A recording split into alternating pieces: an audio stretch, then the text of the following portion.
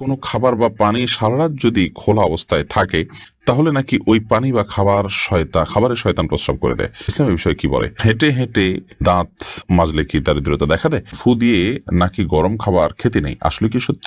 ওযু ছাড়া জিকির করা যাবে কি? আমি টয়লেটে গেলে যতই চেষ্টা করি গায়ে পেশাবের ছিটা পড়ে, আমার কি ওই কাপড়ে নামাজ হবে নাকি বা শরীর নাপাক হবে? স্বামী স্ত্রী একসাথে জামাতে ফরজ নামাজ পড়তে পারবে কিনা? নখে নেল পালিশ দেওয়া কি হারাম? নখ বড় রাখলে কি নামাজ হবে? জানাবেন দয়া করে। আমি কলেজে পড়ি, কলেজে যাওয়া আসার জন্য আমাকে গাড়ি ব্যবহার করতে হয়। গাড়িতে উঠলে দেখা গেছে যে অনেক সময় পুরুষ পাশে বসে, বিশেষ করে সিএনজি, অটো। গাড়ি ব্রেক বা আঁকামাকার কারণে ওই পুরুষের সাথে আমার টাচ লাগে, যেটা আমার অনিচ্ছা ঘটে, তাহলে কি আমার গুনাহ হবে? আজানের জবাব না দিলে কি গুনাহ হয়? মসজিদের পাশে কবর বা কবরের পাশে মসজিদের পরে কিছু বলবেন? আমার ছেলের বয়স 23 বছর, সে মারা গেছে, এখন কি তার আকিকা দেওয়া যাবে? মাহনাজ আখতার আপনি লিখেছেন, মাসিক অবস্থায় মেয়েরা কি আজানের জবাব দিতে পারবে? পারবে। মাসিক অবস্থায় আজানের জবাব দেওয়াতে কোনো অসুবিধা নেই। দরুদ, জিকির, দোয়া, এগুলো সবগুলোই আপনি মাসিক অবস্থায় করতে পারবেন, দিনই বৈপুস্তক পড়া ইত্যাদি আপনি করতে পারবেন। জাকিয়া খান নাসরিন আপনি লিখেছেন, ফু দিয়ে নাকি গরম খাবার খেতে নেই, আসলে কি সত্য? হ্যাঁ, ফু দিয়ে গরম খাবার খাওয়ার পরে হাদিসে নিষেধাজ্ঞা আছে। তাছাড়া এটা বৈজ্ঞানিকভাবেও বোধ হয়, আমি যতটুকু জানি, এটা অনুপকারী কাজ, ক্ষতিকর কাজ। বিধায় গরম খাবারে আমরা ফু দিয়ে খাবো না, বরং সেটা একটু সহনীয় পর্যায়ে ঠান্ডা হওয়ার জন্য প্রয়োজন অপেক্ষা করব, বা অন্য কোনোভাবে এটাকে আমরা নর্মাল করার চেষ্টা করব, কিন্তু ফু দিয়ে আমরা গরম খাবার খাবো না। রত্না সরকার আপনি লিখেছেন, আমার ছেলের বয়স 23 বছর, সে মারা গেছে, এখন কি তার আকিকা দেওয়া যাবে? প্রথমত, মানুষ জীবদ্দার সাথে তার আকিকা দিতে হয়। মারা গেছে যেহেতু, এখন আর আকিকা দেওয়ার প্রয়োজন নেই। বয়স বেশি হওয়ার পরও তার আকিকা দেওয়া যেতে পারে। নবী সাল্লাল্লাহু আলাইহি ওয়াসাল্লাম যে আকিকা নিজে দিয়েছেন, বয়স পরেও যদি আকিকা না দেওয়া হয়ে থাকে, তাহলে সেক্ষেত্রে আকিকা বড় হওয়ার পরও দেওয়া যায়। জান্নাতুল ফেরদৌস আপনি লিখেছেন, আমি কলেজে পড়ি, কলেজে যাওয়া আসার জন্য আমাকে গাড়ি ব্যবহার করতে হয়। গাড়িতে উঠলে দেখা গেছে যে অনেক সময় পুরুষ পাশে বসে, বিশেষ করে সিএনজি, অটো। গাড়ি ব্রেক বা আঁকামাকার কারণে ওই পুরুষের সাথে আমার টাচ লাগে, যেটা আমার অনিচ্ছা ঘটে, তাহলে কি আমার গুনাহ হবে? এখন করণীয় কি? প্রথমত, এ ধরনের পুরুষের সাথে একজন পরনারী পাশাপাশি না বসা উচিত।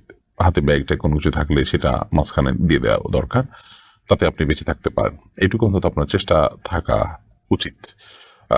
এবং অনিচ্ছাকৃত এরপরও যদি ব্রেকের কারণে আপনার টাচ হয়ে যায়, তাহলে সেক্ষেত্রে ইনশাআল্লাহ গুনাহ হবে না, কিন্তু নিজের সর্বোচ্চ চেষ্টা থাকতে হবে যাতে করে পর্দার খেলাফ না হয় এবং তার শরীরে স্পর্শ না হয়।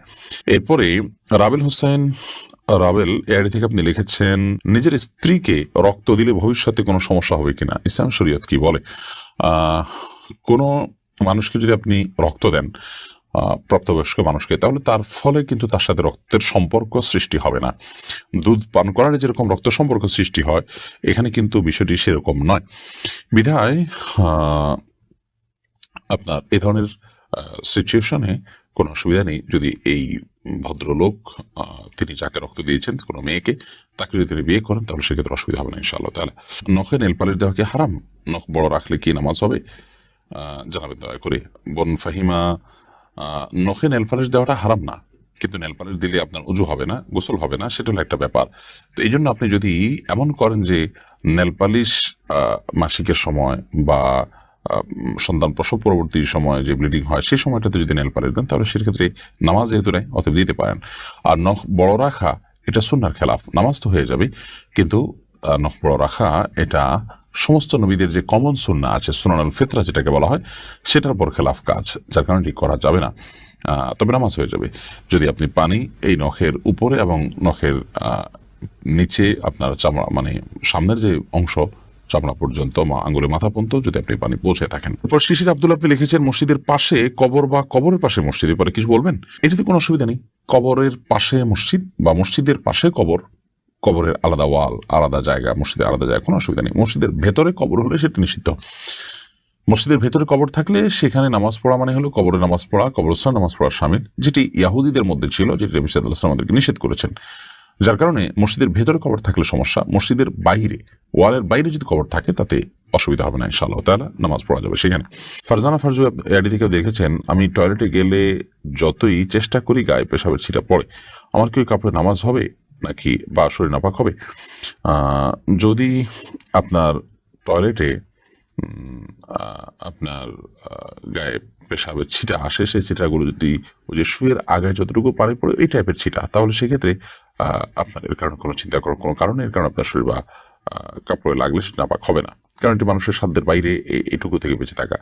তবে আপনি যদি দাঁড়িয়ে পেশাব করেন তাহলে সেক্ষেত্রে এই ধরনের ছিটা পড়ার সম্ভাবনা বেশি থাকবে।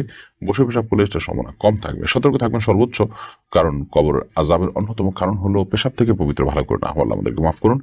আর যদি আপনি শত চেষ্টা করার পরও পারেন না, লেগে যায় 2-1 ফোঁটা, তাতে কোনো অসুবিধা নেই ইনশাআল্লাহ বিদিনিল্লাহ। তসমিমা বাঁধন জ্যোতি আপনি লিখেছেন, স্বামী স্ত্রী একসাথে জামাতে ফরজ নামাজ পড়তে পারবে কিনা, যদি পারে তাহলে কি একামত দিতে হবে, তাছাড়া অন্যান্য নফল নামাজ কি জামাতে পড়তে পারবে?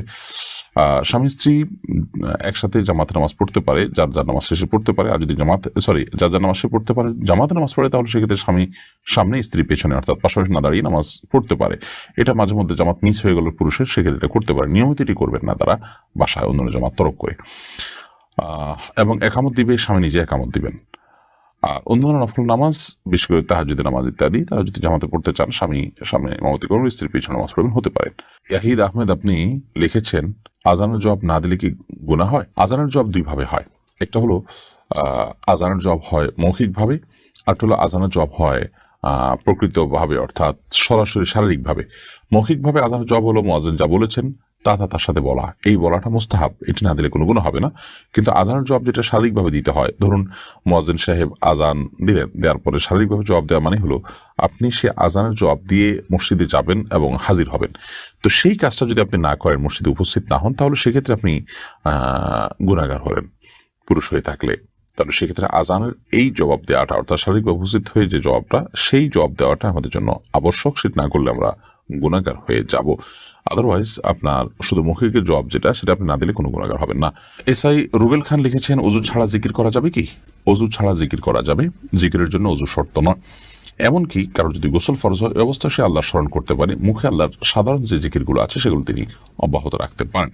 কারণ জিকির এমন একটা ইবাদত, এমন একটি আমল যেটি সর্বক্ষণ আমাদের করা দরকার। সর্বক্ষণ যেগুলো করতে হয়, সে আমলগুলোকে আল্লাহ রাব্বুল আলামিন সবসময় যেন বান্দা করতে পারে, সেজন্য পবিত্রতা সেখানে শর্ত রাখেন। জিকির এমন একটি আমল, এই জন্য সবসময় আমাদের জিকির অব্যাহত রাখা উচিত। রাসেলমি আপনি লিখেছেন, হেঁটে হেঁটে দাঁত মাজলে কি দারিদ্রতা দেখা দেয়?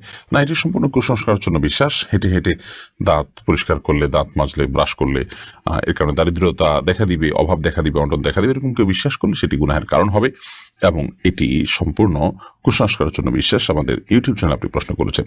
সকাল সন্ধ্যায় এডিটিক আপনি লিখেছেন, আমি অনেকের কাছে শুনেছি কোনো খাবার বা পানি সারা রাত যদি খোলা অবস্থায় থাকে, তাহলে নাকি ওই পানি বা খাবারের শয়তান প্রস্রাব করে দেয়।